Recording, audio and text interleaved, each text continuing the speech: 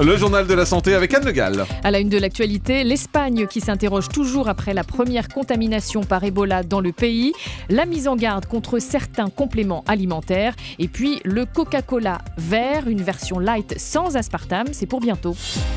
Et tout d'abord donc l'Espagne avec les autorités sanitaires qui s'organisent pour éviter la propagation du virus Ebola. Après l'hospitalisation lundi d'une aide-soignante contaminée sans avoir voyagé, 2 proches de cette femme restent isolés et hospitalisés par précaution. L'état de santé de la femme infectée évolue favorablement, mais le pays continue de s'interroger sur les raisons de la contamination. Écoutez les précisions d'Henri de Laguérie, correspondant d'Europe 1 en Espagne. Oui, la polémique prend de l'ampleur ici, surtout depuis que les syndicats d'infirmiers ont dénoncé des négligences dans les mesures de sécurité. Ils ont notamment évoqué des gants de protection collés à la va-vite avec du scotch, mais les autorités sanitaires, elles, privilégient une autre piste. L'aide-soignante Teresa Romero, qui s'est occupée de l'un des missionnaires, a peut-être été contaminée au moment d'enlever sa combinaison, une opération très délicate qui demande un maximum de précautions.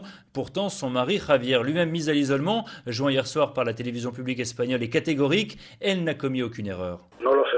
Elle ne sait pas ce qui s'est passé, elle n'a fait que son travail. Elle a respecté tous les protocoles, elle a fait tout ce qu'on lui a demandé, puis elle est rentrée chez elle. Elle n'a jamais eu la moindre préoccupation.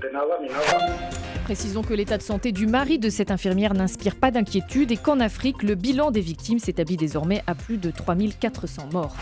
En France, il va falloir réduire de 3 milliards d'euros les dépenses de l'assurance maladie. Pas encore de détails, mais le gouvernement prévoit des économies autour du médicament ainsi que dans les hôpitaux, avec notamment le développement de la chirurgie ambulatoire, c'est-à-dire que les patients rentrent chez eux le jour de l'opération, ce qui permet d'économiser le coût d'une nuit à l'hôpital.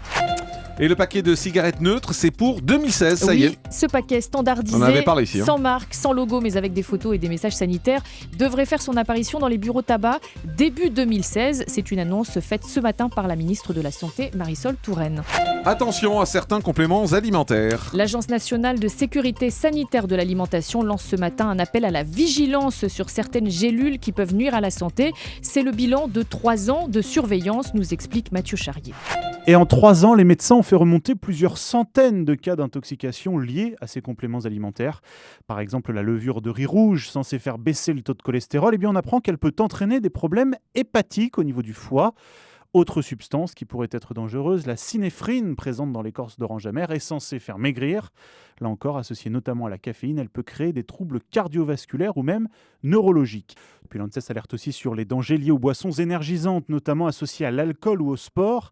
Elles augmentent le risque d'arrêt cardiaque. L'ANSES veut maintenant surveiller d'autres compléments alimentaires, notamment ceux pour les femmes enceintes, les vitamines B9 ou les acides foliques. Les résultats seront connus début 2015. Un nouvel édulcorant arrive dans le Coca-Cola. Et oui, nous parlions hier de l'aspartame avec le docteur Jean-Michel Cohen. Eh bien, figurez-vous que Coca-Cola va, dans quelques mois, supprimer l'aspartame d'une de ses versions light. Il va lancer une version sans édulcorant, mais à base de stevia. Ah oui, on en parle, c'est la fameuse plante verte. Exactement. Donc, cet édulcorant est réputé plus naturel. Alors, on ne sera pas à 0 calories par canette, on sera à 89 calories, mais c'est 30% de moins que le Coca-Cola rouge. Non, laissez-moi mon aspartame. Voilà. Coca-Cola Life, c'est son nom, sera vendu dès le mois de janvier avec une étiquette de couleur verte. Et puis alors, vous trouvez des trucs assez incroyables. Cette enquête qui montre que de plus en plus de femmes font pipi debout. Oui, c'est un article à lire dans Libération ce matin. Sachez que pour des régions d'hygiène essentiellement, car la lunette des WC dans les toilettes publiques n'est pas toujours propre, de plus en plus de Françaises délaissent la position accroupie pour se soulager. Elles restent debout comme les hommes.